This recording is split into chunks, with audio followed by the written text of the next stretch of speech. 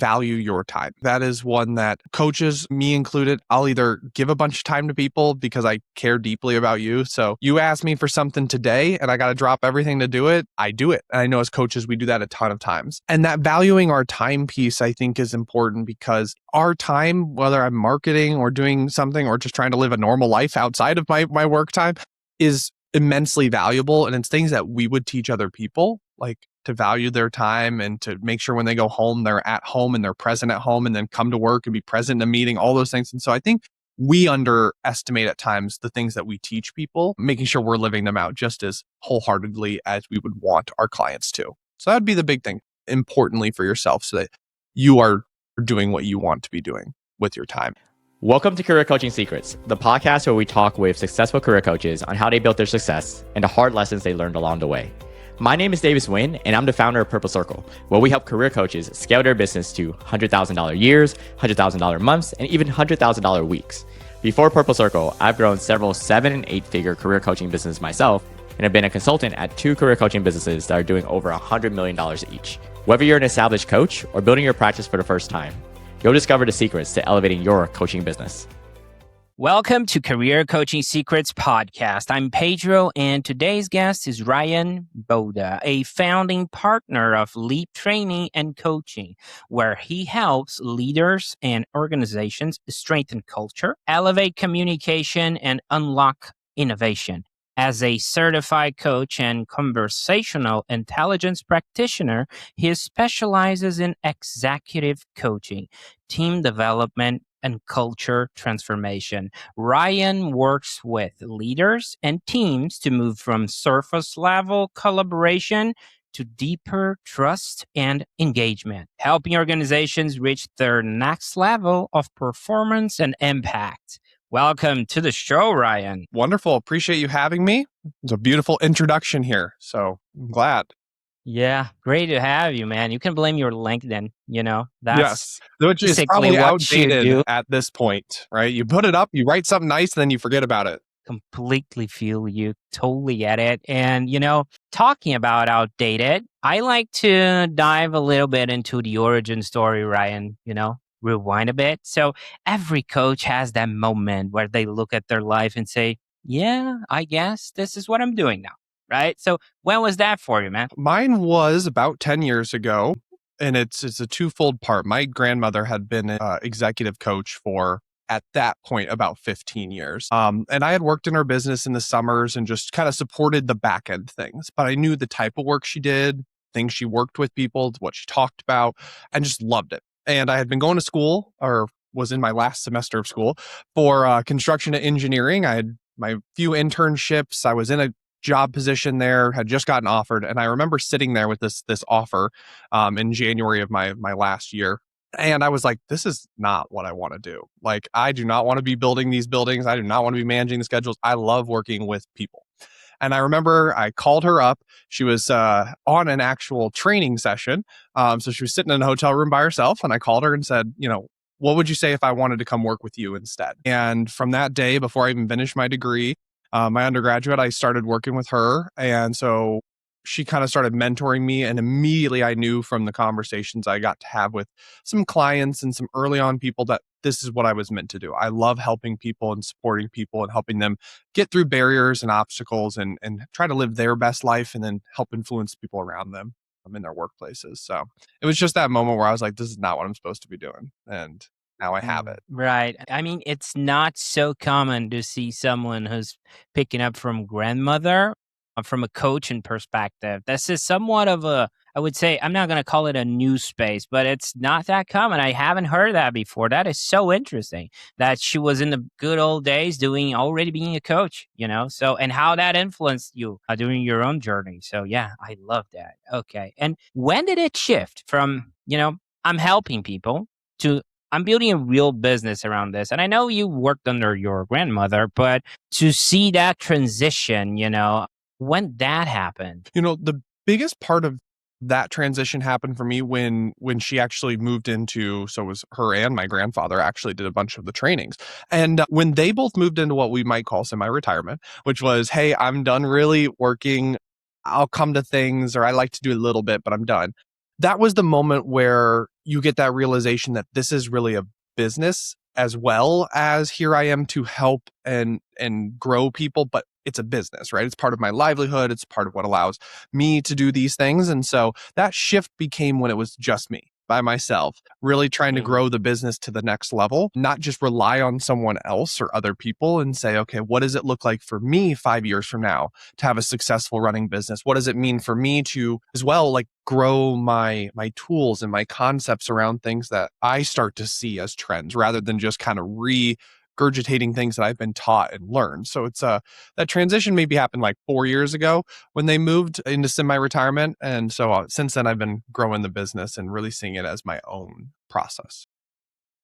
Right. There's nowhere to run to. It's you and you, right? I love that because that puts you in a corner. And sometimes that's when we see the best of ourselves, right? So, after you got rolling, who are the people that kept showing up? Because sometimes in coaching, we see a lot of people that are trying to help everyone, embrace the entire world, right? But I want to understand, even if that happened, the ones you realize, okay, these are my people, you know? Well, one of the things I was going to say is I think advice to other people is to find, some target niche population. Otherwise, the issue is we can help everyone, right? And that's what I always think to myself. And I still struggle with this where it's like I could help anyone with anything. And you're like, no, that's too broad, too many people.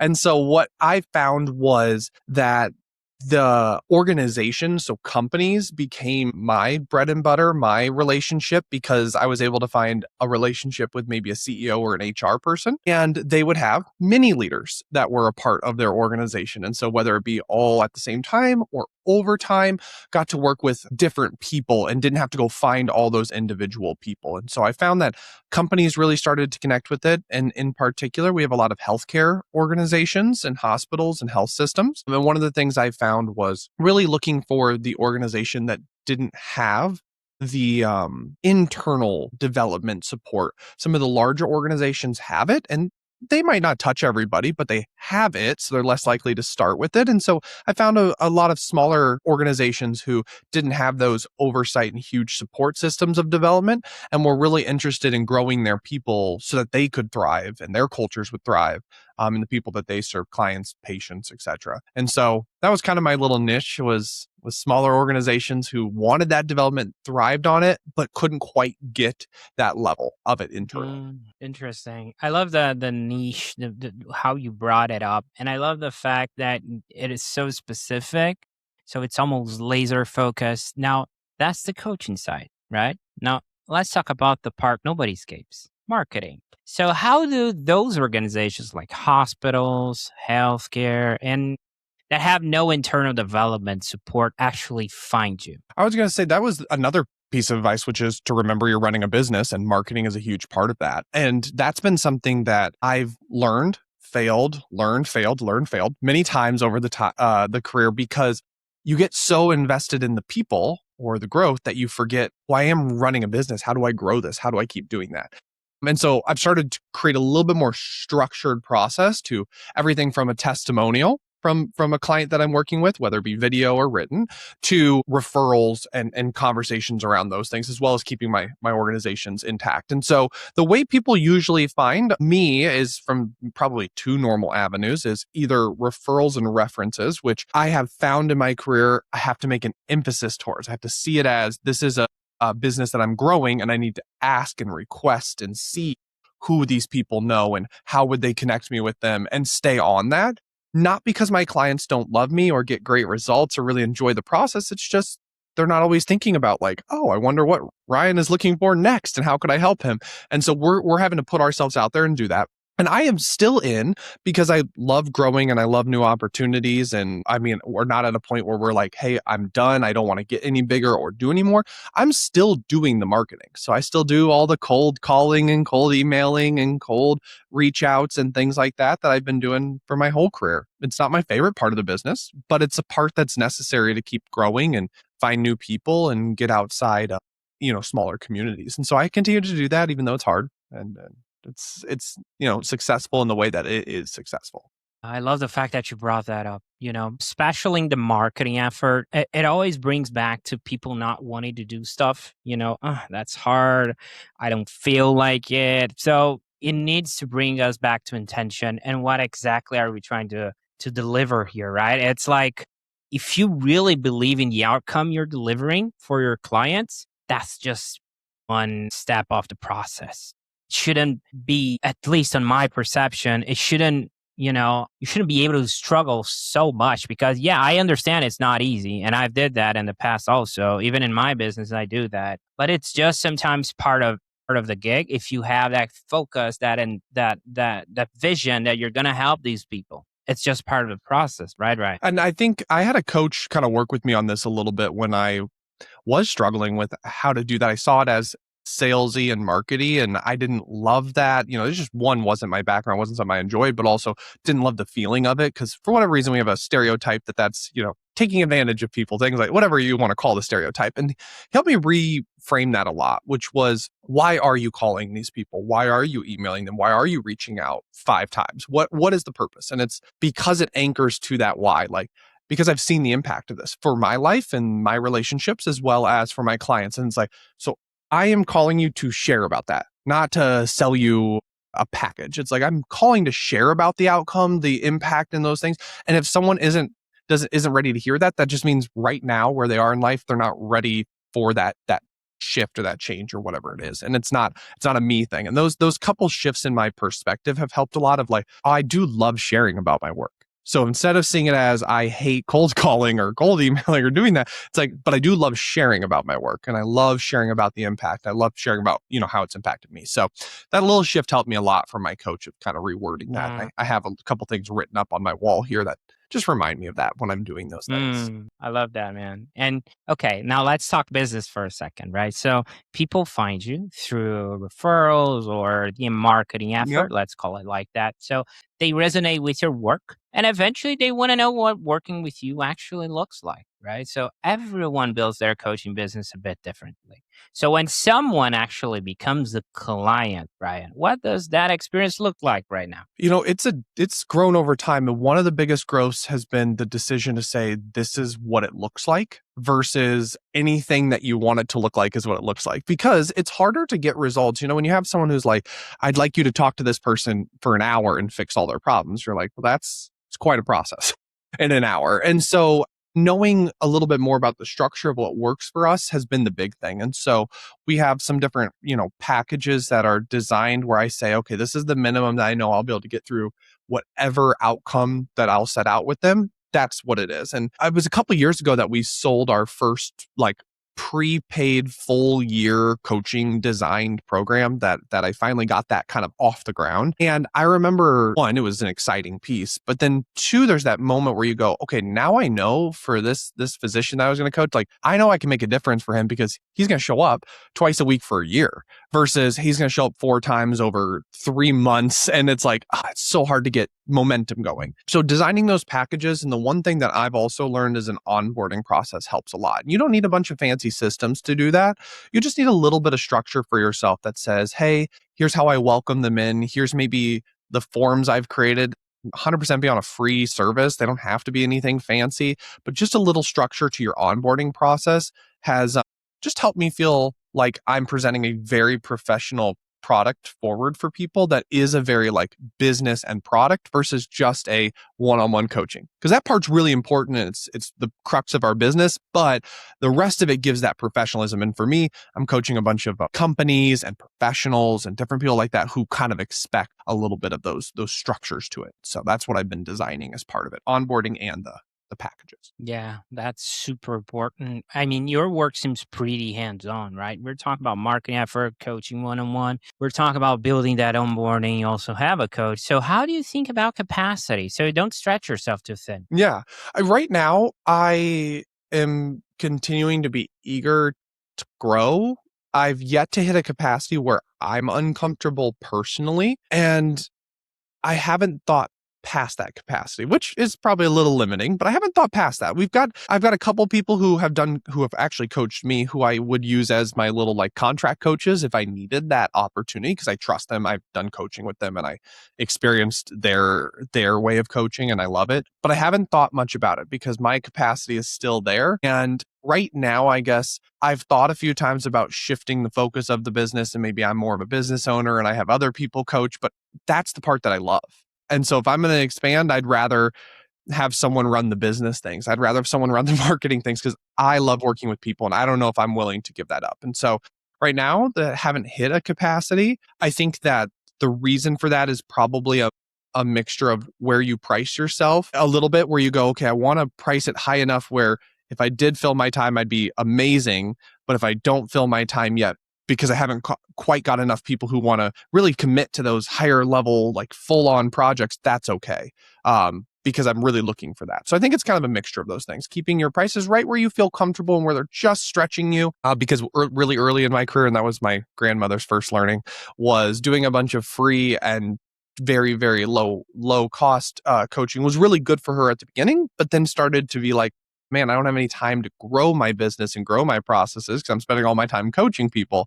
And so how do I stretch out of that? So that was something that was kind of instilled in me from the very beginning of coaching was how do you make sure you see it as a business? So your pricing.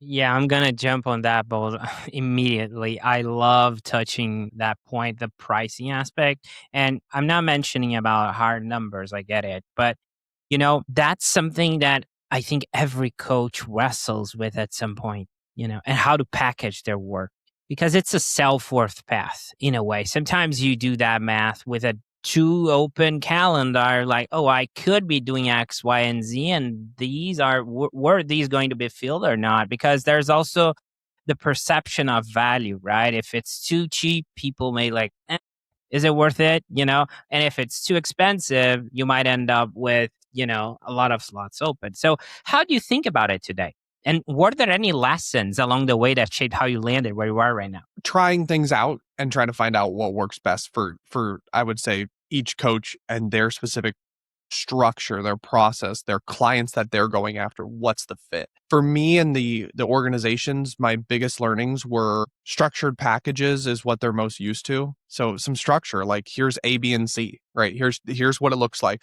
For a long time, I was too ambiguous and too, well, how do I make it work for you? And people were like, I want you to give me the option. Like, what is it that you're telling me based on the outcomes we talked about that you need or that you will provide. And so a little bit of structure has been great. The thing that I've learned and like about some of our current projects and current processes is I'm running a business. This is our livelihood for my family. I like having a monthly income for things. And so a lot of my stuff I'll break up into a set monthly income where maybe this month I'm working more or that month I'm working less, or maybe I throw all my sessions in this month because I'm going to travel for a week or two the next month.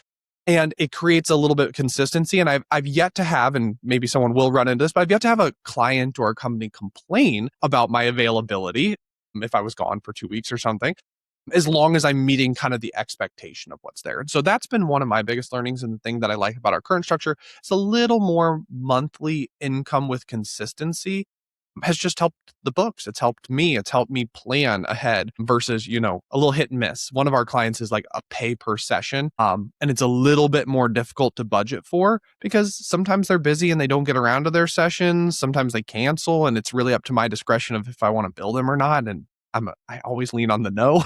So it's a little hard one. So I love the structure of a monthly setup. And sometimes maybe it feels harder to sell, but it's much more comfortable for your business side and your growth. So that's something I've learned for myself, at least. I love that, man. I love how you open you are about it, right? So I think great coaches there at the end of the day, they're vulnerable and they're open to talk about stuff. Now, I'm curious about where you're taking all this, Ryan. Looking ahead, where do you see the business going? Are you thinking about scaling, hiring, or is there a next step you're excited about? I am in a big push for marketing this year. So one of the things about having niches is that sometimes your niche area disappears a little bit. So healthcare has had, in the United States at least, a very difficult time recently. And so some of those contracts that may have been this large or this large now. And so this year's a big growth year. So a few years ago, I hired someone to help me with that.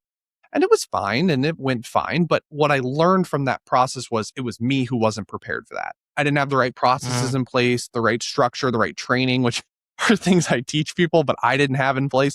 And so this year, I made a commitment to myself that I would work all 12 months in this specific structure of how I'm reaching out, how often, what am I doing? I kind of have a little tracking sheet.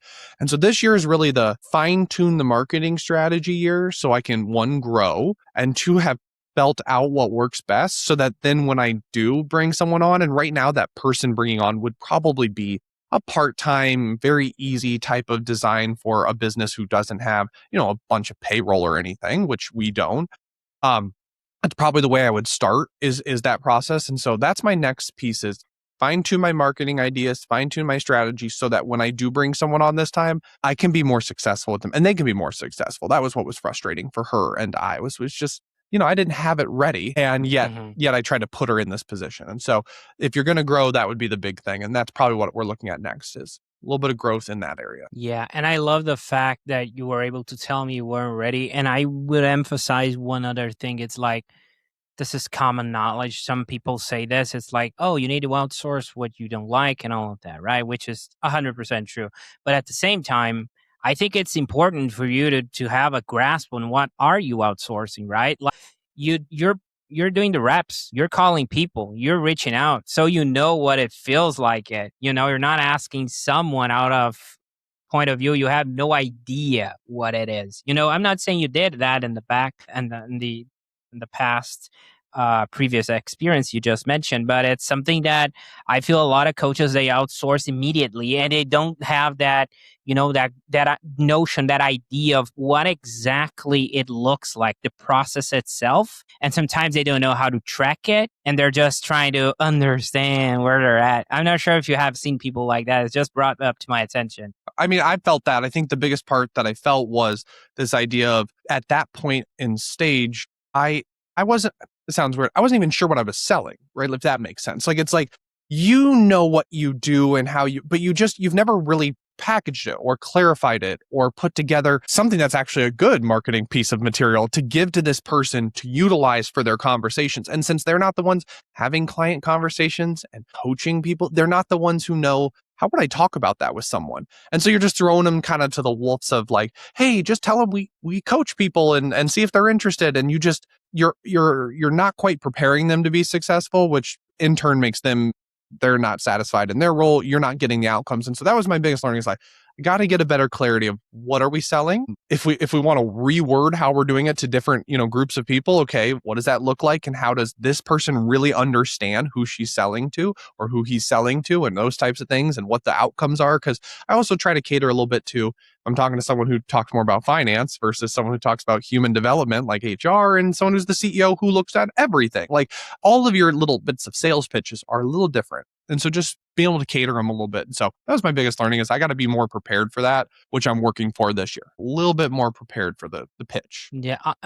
That is so true, man. I have 2 kids and sometimes it's like I'm comparing my experiences to their actions. Like you were raised in this, right? You were like groomed by your grandmother. So it's natural for you. And you're like, how do you mean you didn't get the X, Y, and Z was different from, that X? And they're like, exactly just what you mentioned. It's like those nuances when you're just hopping on a new project, like the person you hired, they're hard. They're not that easy, right? And I love that. And, of course, whenever we're aiming towards the next chapter, right, there's always something we're refining in the present, right? So what are you currently trying to improve or tighten up in your business?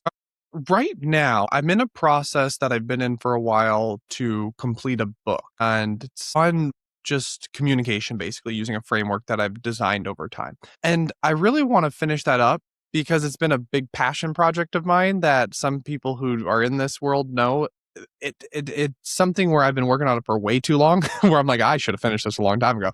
But it's just your perfectionism comes out. I want to get it perfect, as well as like, hey, it's not super important to my business, but it's also like could be important to my business. So it's just this balance. So it's one of the things that I've wanted to get out there, because I think finishing that being an author piece is just something that misses from like my description in my bio, a published author. So that's one piece of it. The other thing that I think I want to clean up a little bit is I've been moving from some of the designed coaching tools that you get through maybe a training you've gone to, and really fine tuning the Ryan versions of them, my experiences, the what do I want to teach my clients. And that's been one of the coolest processes. They're informed and inspired by tons of people and tons of mentors and tons of, models, but they become a little bit more of, this is what I teach. And I love that. So that's been the thing that's been, I think, here now and over the next few years is going to be the designing my model, because I get the one from Dr. Namath and all these other people. And it's like, no, I want to define mine. I want to really show this is what I've found. It's the next level, I feel like, for coaches, is to be like, this is my process. And I've honed it out over years. And I love that this helps people. I love that. Especially the fact that sometimes when we do that exercise, we like rethink and reevaluate what is our process, right? I thought I was doing X, Y, Z. In reality, I'm doing this. So yeah, that makes sense. Yeah. That type of thinking you have just by sitting down and writing the process itself. It's just so much growth. 100%. I want to tap into your experience a bit for a second, because people listening can really benefit from this. You've been in the game long enough to hear all kinds of business advice. Some are good, some are bad. So what's one piece of business advice you hear all the time you think is overrated or misunderstood? For me, the one that was interestingly passed along was from one of my coaches who coached me. And it was to remember to be the expert. And for whatever reason, and for me, I started at 21 years old. And so I think that there's an age piece. I'm still young to a lot of leaders that I'm coaching. And so there's that. There's also, and depending on the coach, I've never done 99% of the jobs that I'm coaching people who are in those roles. I've never done that job. And so there's that piece. And so this person talked to me about be the expert. And I think it's underutilized in terms of be the expert in exactly what you're an expert in.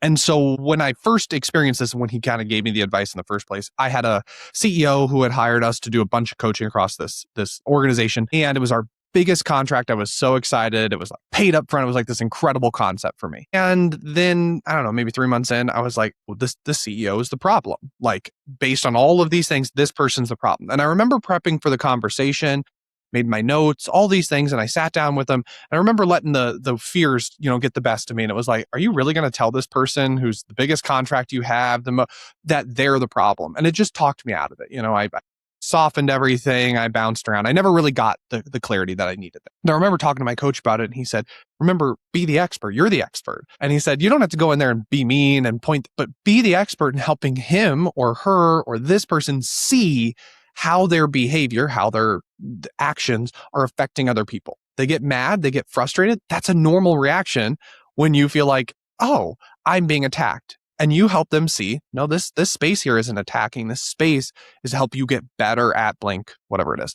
And I just remember hearing that be the expert. And it's been something that's helped drive me a little bit, is people do, despite age, despite lack of experience in some role, really see me as an expert when it comes to development, when it comes to growth, when it comes to outcomes. And when I see myself that way, I find myself being more truthful. And all coaches are going to add compassionate and caring and thoughtful to that. So it's never from a mean place, but it is from that place of like, well, I have to be truthful with you because you need to hear this. You need to see what, just like my coaches did with me about all the things that I've done over time, where it's like, once you point that out, I see it. And then once you point it out lots of times, I can start to change it. I can start to see it in the moment quicker. And so just being the expert, I think, is a huge thing that coaches can remind themselves of, is like, hey, in that relationship, I am the expert, and they expect me to support them by doing some of those things that are a little uncomfortable, but produce the best growth because someone can see what's really happening there. That was my big learning. Wow. Love that story, man. That's beautiful. I mean, Imposter syndrome hitting at 21 in front of a CEO. I mean, that's It gold, still it still and that, happens today. You can be much older and you yeah. still have those moments where you're like, man, I don't know how to fix this for someone. Or you hear a situation, you're just like, wow, that sounds horribly hard. I don't know what's it, and your brain just takes over. It's just that pausing, resetting, remembering exactly what you're there to be. I think you mentioned something earlier about a coach that talked to about framing right. And I think that's part of the deal here. It's like it's a different skill set, you know. Imagine you're going to coach Michael Jordan, for example. You're not going to be better than Michael Jordan, right? He's the GOAT, So, but he had great coaches, but they had a different skill set. It's not about being a good CEO or anything like that. I think your coach is right. It's being an expert, but what exactly? Being an expert in that skill set as a coach, right? And not that you're like going to like, for example, oh, I'm going to coach a business that I don't know, is a plumbing business. I had zero idea of how plumbing works, but if you have somewhat of an idea and you sit down with the CEO and you can see the writing on the wall, where is the problem? It is your moral obligation to tell him, right? Yeah, Isn't that exactly. isn't that funny how that challenges us? Yeah. And I think on top of that, sometimes we have to define what our expertise is and recognize what it means. So like as an example, I had never interviewed anyone, right? I was an intern and then I took this job, my career, this path forward. And all of a sudden, someone's working or wants me to help them with interviews. And it's like, well, I've never interviewed someone. Okay, just because I haven't interviewed someone doesn't mean I don't have certain skills in those areas. It's not the experience skill. And so we sat down and worked on like human behavior and human interaction and what they respond and things like that. And my ability to help them design their interview helped them a ton. And they had a bunch of great feedback for me about how like great that experience was and what the interview looked like, things like that, where you go, well, I haven't interviewed. So I'm not saying I'm an interview guru. I was saying I understand human behavior and interaction and responses. And so how do we get the right response from these people? How do we frame our questions? What does that look like? What's the purpose of an interview? How do you frame those? Like that's what we worked on, which I have experience in and I have that expertise in that. And so you have to make sure you're clear even for yourself, like where is the expertise? What's it look like? And that helps us frame out what things we feel comfortable working on, how we can support people in those things, and which things are like, nope, that's not my cup of tea. That gets moved on to someone else. What does that look like? It's just finding that and being clear about it with yourself, I think is so important as a coach. And you gain competency and comfort over time as well. I'm so much more comfortable today than I might have been 8 years ago with certain things. But the more experience you have, the more calmness you feel in that room, that you can pull something out and help that person through it. That builds it quickly. Okay. And on the other side, Ryan, what's a piece of advice you wish more people actually took seriously? Piece of advice we took more seriously. I would probably say as coaches, and I'm guilty of this all the time, probably the like value your time. I think that is one that coaches, me included, I'll either give a bunch of time to people because I care deeply about you. So you ask me for something today and I got to drop everything to do it. I do it. And I know as coaches, we do that a ton of times.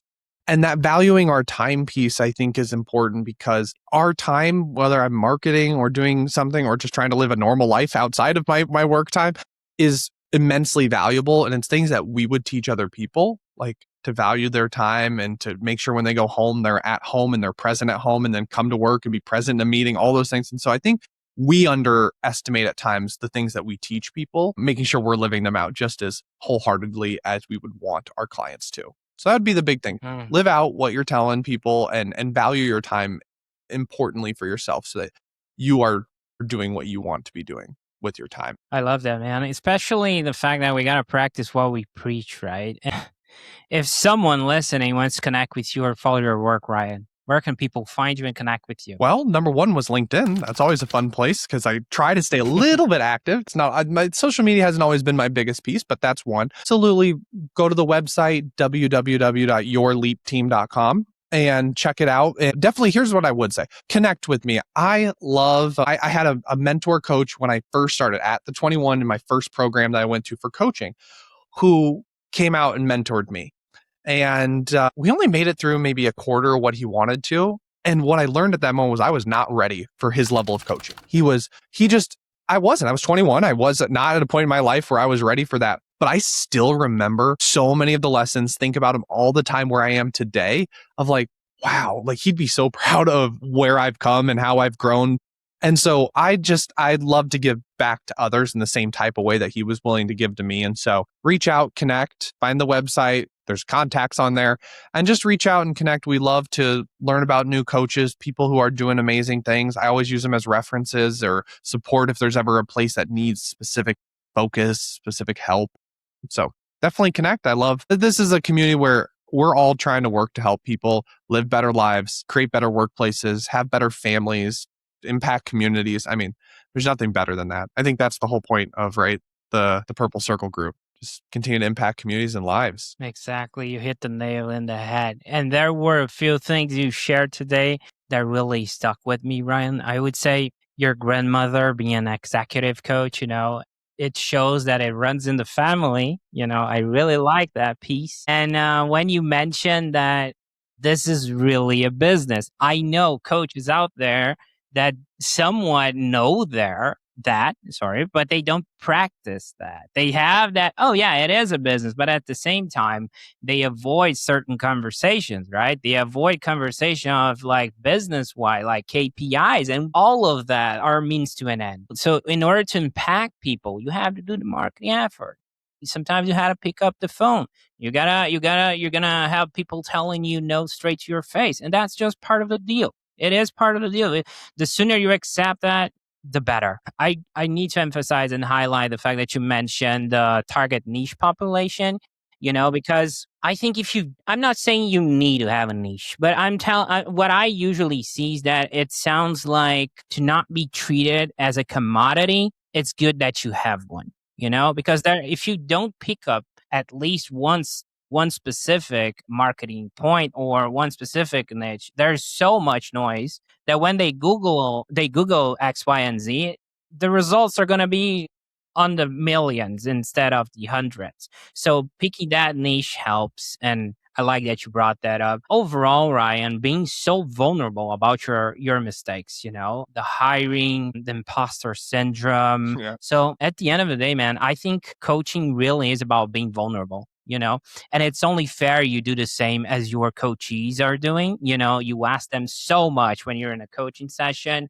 to being vulnerable, and you're just doing that a lot on the episode, so I really appreciate what you do. And I appreciate you being here and sharing so openly today, Ryan. I mean, it was great having you on. Absolutely. I love it. I love the message and the purpose of, like I said, the Purple Circle and what you guys are trying to do here. And hopefully we'll touch at least a few people and let them know about ways they can continue to be inspired and grow, and hopefully learn from a few of the learnings and mistakes that have happened in the past and continue to impact people. So I appreciate it very much. I love being here. And, if there's ever anything I can do for anyone, please reach out. I appreciate it very much. That's it for this episode of Career Coaching Secrets. If you enjoyed this conversation, you can subscribe on YouTube, Spotify, Apple Podcasts, or wherever you're listening to this episode to catch future episodes. This podcast was brought to you by Purple Circle, where we help career coaches scale their business to $100,000 years, $100,000 months, or even $100,000 weeks, all without burning out and making sure that you're making the impact and having the life that you want. To learn more about our community and how we can help you, visit joinpurplecircle.com.